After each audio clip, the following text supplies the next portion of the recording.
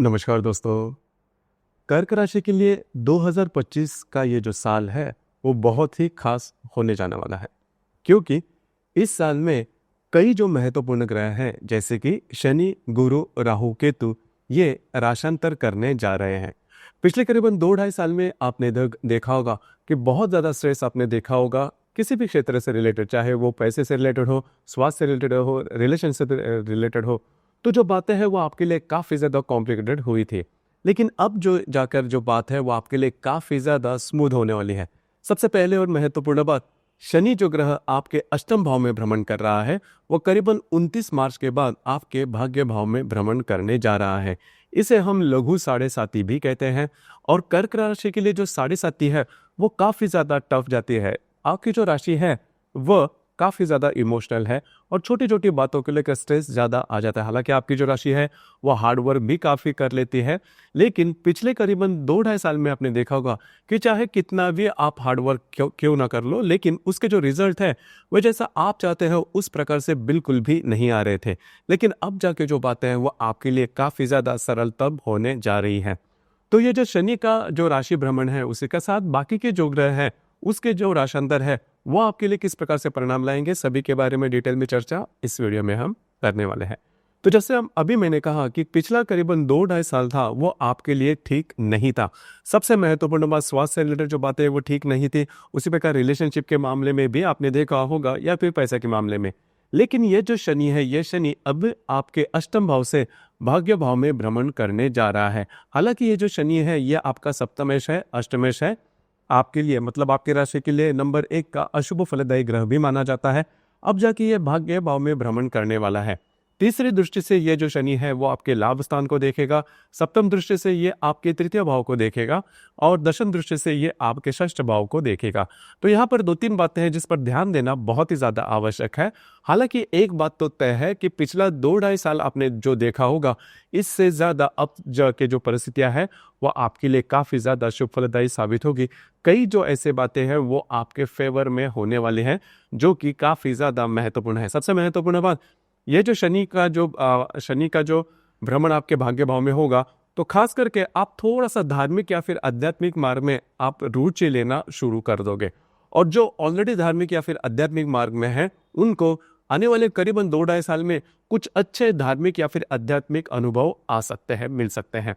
उसी प्रकार आने वाले 2-2.5 साल में आप यह भी देखो खुद में कि आपकी जो रुचि है वो काफ़ी ज़्यादा धार्मिक या फिर आध्यात्मिक हो चुकी है। सीधे सीधे काम करोगे, ट्रांसपेरेंसी आप में काफ़ी अच्छी देखी जाएगी, घूमना फिरना आपका ज़्यादा हो सकता है।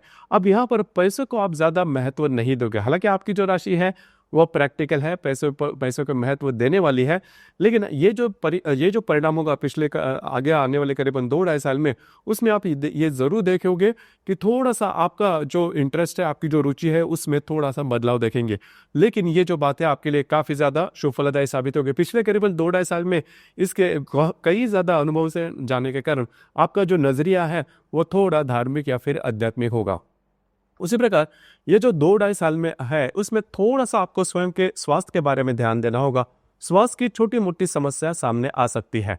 खास करके अगर आप किसी शारीरिक समस्या से पीड़ित है तो उस पर थोड़ा सा आपको ध्यान देना होगा। उसके जो लक्षण हैं वो थोड़े ज़्यादा दिखाई दे सकते हैं। बाकी अगर देखा जाए तो जो शनि का भ्रमण जो कि आपके भाग्य भाव में होने वाला है आपके लिए शुभ फलदायी साबित होगा। सबसे महत्वपूर्ण बात, मानसिक शांति जिसे हम कहते हैं, जो पिछले करीबन 2-2.5 साल में करीबन आपने गंवाई थी वो अब मिलना धीरे धीरे धीरे शुरुआत हो जाएगी। अब यहाँ पर शनि के बारे में अगर सोचा जाए तो बाकी जो 2 बड़े ग्रह हैं उसके बारे में भी देख लेना ज़्यादा आवश्यक है, क्योंकि इसी साल में 2025 में ही गुरु राहु केतु का राशांतर भी होने जा रहा है। राहु जो कि आपके भाग्य भाव में भ्रमण कर रहा है और ये जो राहु है करीबन 18 मई के बाद आपके अष्टम भाव में भ्रमण करेगा। एक बात यहाँ पर देखने वाली है कि करीबन अप्रैल में ये जो 2 महीने हैं इसमें शनि और राहु दोनों जो ग्रह है वो आपके भाग्य भाव में भ्रमण करने जा रहे हैं। यहाँ पर एक जो बात है जिस पर ध्यान देना बहुत ही ज्यादा आवश्यक है कि अप्रैल और मई के महीने में किसी भी प्रकार के महत्वपूर्ण निर्णय नहीं लेना। प्रलोभन आपके सामने आ सकते हैं, कई ऐसी बातें जो है वो आपके सामने आ सकते हैं जिसपे ऊपर आप थोड़ा सा सोच सकते हैं या फिर रिस्क ले सकते हैं। लेकिन इस 2 महीने में, अप्रैल और मई के महीने में, किसी भी प्रकार की बड़ी रिस्क बिल्कुल भी नहीं लेना, आपके जो अंदाज है वो चूक सकते हैं। यहाँ पर एक जो बात है वो काफ़ी अच्छी है, आपके लिए शुभ फलदायी भी है कि जो गुरु आपके लाभ भाव में भ्रमण कर रहा है वो आपके लिए शुभ फलदायी होगा। खास करके आपका वैवाहिक जोड़ीदार, उनके साथ आपकी जो हार्मनी है वो काफ़ी अच्छी देखी जाएगी। उसी प्रकार शनि और राहु का जो प्रभाव आपके भाग्य भाव में होगा वो काफ़ी मायनों में कम देखा जाएगा गुरु के कारण, जो कि बहुत ही अच्छी बात है। हालांकि ये जो गुरु है ये भी आपके लाभ भाव से आपके व्यय भाव में भ्रमण करेगा 14 मई के बाद, लेकिन तब तक जो समय है वो आपके लिए अच्छा होगा। सिर्फ एक ही बात है कि 2 महीने में, मतलब अप्रैल और मई के महीने में किसी भी प्रकार के ऐसे निर्णय नहीं लेना जिसकी वजह से आपके जीवन की दिशा ही बदल जाए। जो मैंने बात की कि प्रलोभन आपके सामने आ सकते हैं, लेकिन उसमें बिल्कुल भी फंसना नहीं। और एक जो बात है वो थोड़ी सी महत्वपूर्ण है, जिनकी जन्म तिथि 15 मार्च से लेकर 15 अप्रैल तक की है, मतलब जिनकी राशि कर्क राशि है लेकिन जिनकी जन्म तिथि 15 मई से लेकर 15 अप्रैल तक है, उनके लिए ये बात बहुत महत्वपूर्ण है कि आने वाले 2-2.5 साल में किसी भी प्रकार के महत्वपूर्ण निर्णय बिल्कुल भी नहीं लेना। खास करके आपके करियर से रिलेटेड, करियर के मामले में जो बातें हैं, जो प्रॉब्लम है थोड़ी सी कॉम्प्लिकेट हो सकती है, आपको इन चीज़ों पर थोड़ा सा ध्यान देना आवश्यक है। और आने वाले 3-4 महीने के मामले में भी अगर देखा जाए तो जिनकी भी जन्म तिथि करीबन 15 मार्च से लेकर 20 मार्च तक की होगी, उनके लिए आने वाले 3-4 महीने हैं वो थोड़े से आपके लिए प्रॉब्लमेटिक हो सकते हैं। किसी भी क्षेत्र से रिलेटेड किसी भी प्रकार के महत्वपूर्ण निर्णय, छोटे हो या बड़े, बिल्कुल भी नहीं लेना। आपके जो अंदाज है वो चूक सकते हैं। लेकिन शनि का जो राशि परिवर्तन होने जा रहा है, मोटे तौर पर अगर देखा जाए, मतलब आपके भाग्य भाव में ये जो शनि है आने वाले 2.5 साल तक रहेगा, आपके लिए शुभ फलदायी साबित होगा अगर आप तुलना करते हो पिछले 2-2.5 साल से। तो ये बात मान के चलिए कि जो शनि का राशि परिवर्तन है वह आपके लिए काफी ज्यादा शुभ फलदायी साबित होगा।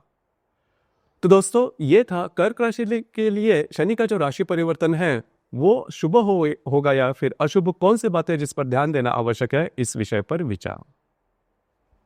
धन्यवाद।